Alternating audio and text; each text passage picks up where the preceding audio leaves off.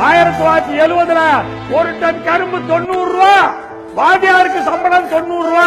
இன்னைக்கு வாத்தியாருக்கு 36,000 ரூபாய் வாங்குறாரு. ஏன் கரும்பு 2300. 1970 40 ரூபா தான் 60 கிலோ நெல்லு.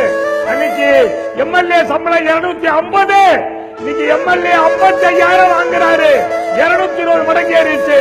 40 ரூபாய் நெல்லு இன்னைக்கு 880 தான். அது வாங்க நாதி இல்ல.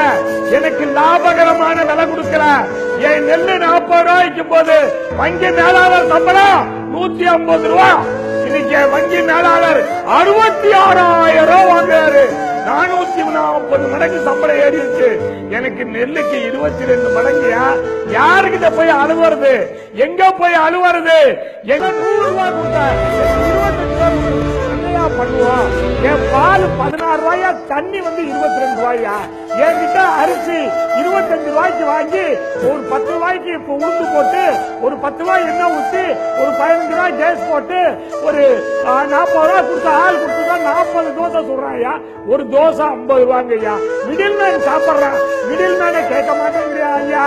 ஆவடி குமார் ஐயா, விவசாய காப்பாத்துங்க ஐயா. நீங்க இந்த மிடில் மேன் எல்லாம் பிடிச்சி உள்ள போடுங்கயா.